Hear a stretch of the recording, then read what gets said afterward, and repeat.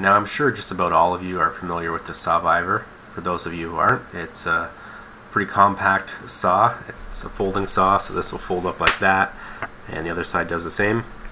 When you go to use it, you flip it around, blade hooks on here. When you're not using it, the blade will actually slide in here for storage. So it's a pretty good saw, fairly cheap. I paid about 30 bucks for this, and it's quite lightweight. I think it's about 17 ounces. So it's about an ounce per inch. There is a 15-inch one that's a little bit lighter and smaller for about the same price, but I prefer the 17-inch. Now, what is becoming an issue is this grip is starting to fall apart. It's splitting. It's going to keep splitting. Eventually, it's just going to fall off. So I'm going to replace that, and I'm going to add a grip to the other side as well. So I always thought it was a little odd that just this side had the grip. Sometimes you got to switch sides. Another thing I'm going to be doing today is trying to move this red thing over to this side, which means not only flipping it around, but also I'm going to have to shorten up these little knobs a bit, because once it's on this side, they will hit the blade, so you're not going to be able to tighten it. And the reason why I'm moving that there is because when you're holding on to this, that grabs into your, or pushes into your palm there, and it's really quite painful, especially when you've been just hoofing on the saw for a half hour cutting a lot of wood. You end up with a big kind of a red mark there, and it's kind of uncomfortable.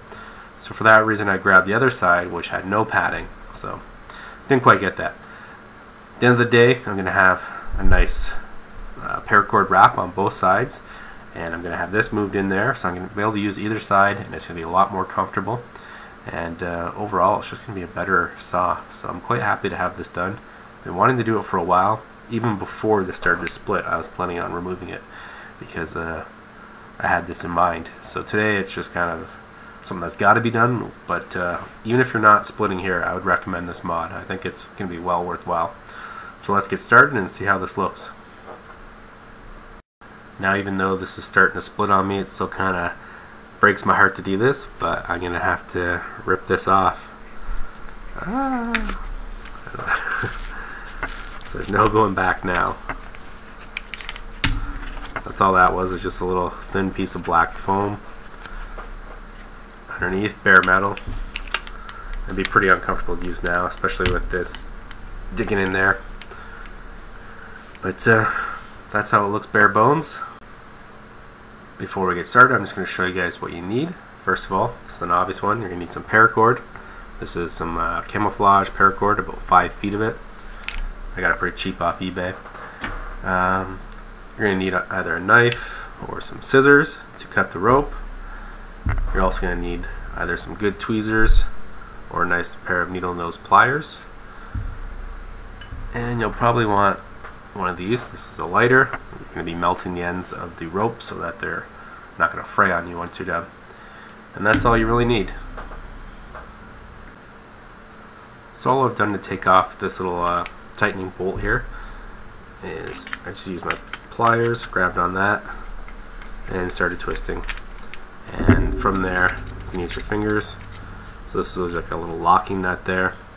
And then you've got still a threaded rod through this thing, and a little twisty thing on the end.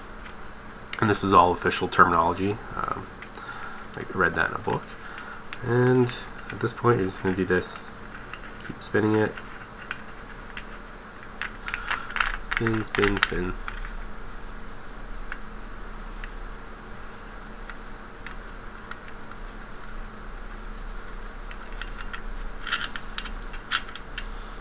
So that's out. I'm going to hold that in place still. Oops, I tried to. I'm going to switch around. I'm going to come in this side now. It's going to be the same thing, just we're tightening it up. So now we're going to put this in with the red thing on the other side. I'm not sure what to call this thing, so I apologize. I'm just kind of making up words every time. Gonna try and line it up with this hole here. Twist it in a fair bit. The next thing it's going to line up with is a hole on this side.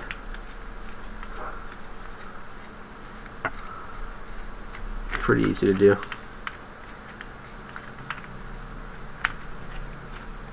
Alright, so that's threaded through the other end now.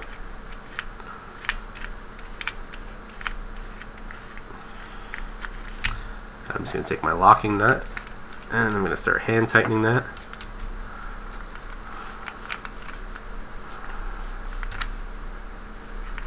And grab that with my pliers. Just keep tightening this. So that is nice and tight now. Maybe a little too tight. Yeah. Okay.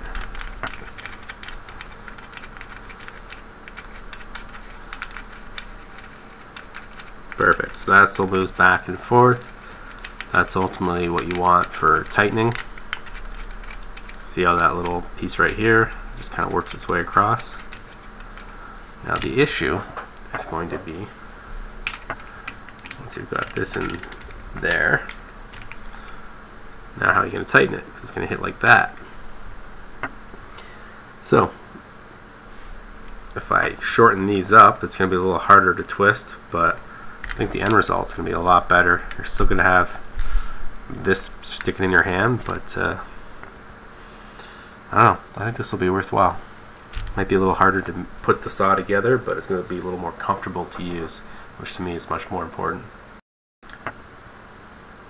So at this point, I'm going to take my Dremel and just smoothen up these sides a little bit, just shorten them up. You only really have to take off maybe 1/2 millimeter from each side, so don't go too crazy here. I'd recommend doing this before you do the wrap because you don't want to ruin the wrapping job you've done, whereas right now if I scuff this up it's not going to matter much. So I'm just going to get my Dremel all set up here. I didn't include that in the tools before, but this is kind of an optional step. So I'm combining 2 tutorials here, one on how to do the wrap and one on how to move this little orange piece here. So let's fire up the Dremel and get that grinded down. Okay, so I've got my safety glasses on, I've got my Dremel set up here with a little grinding disc, and I'm just going to fire it up and start grinding. You probably won't be able to hear much other than the Dremel once it started, so I'm just going to do this side a little, spin it around, and do the other side a little. Like I said before, about 1/2 millimeter per side is what I'm aiming for. So you can always take more off after. So let's get going.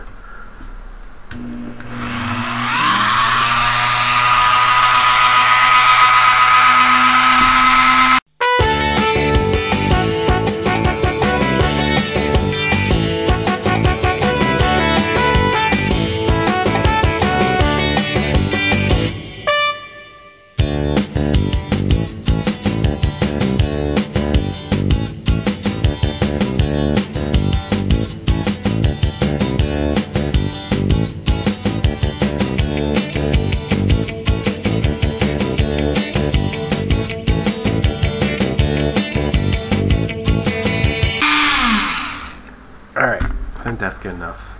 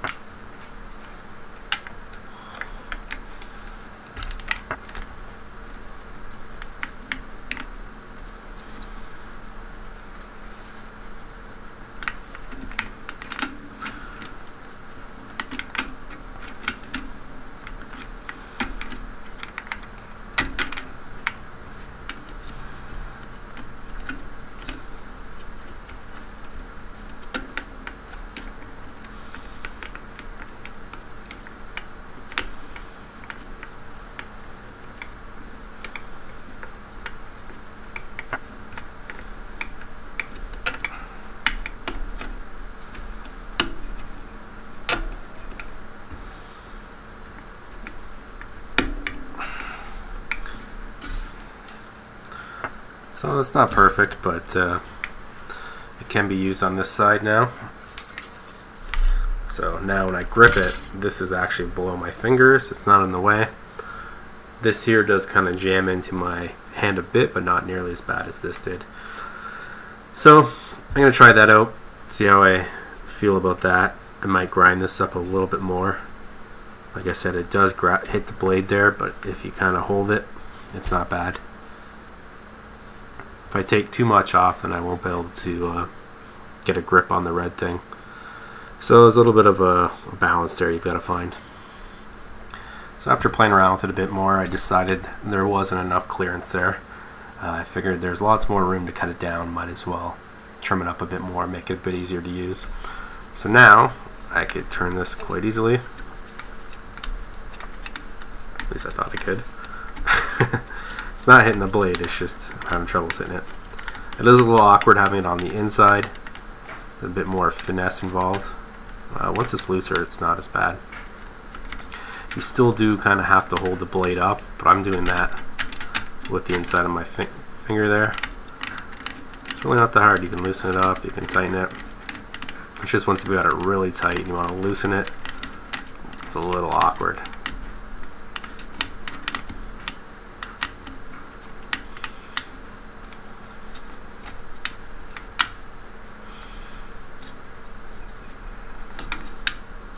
It's no longer hitting the blade.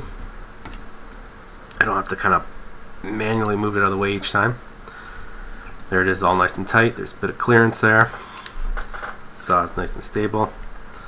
This isn't going to bug me at all, so I think I'm good here. I'm quite happy with the way this turned out.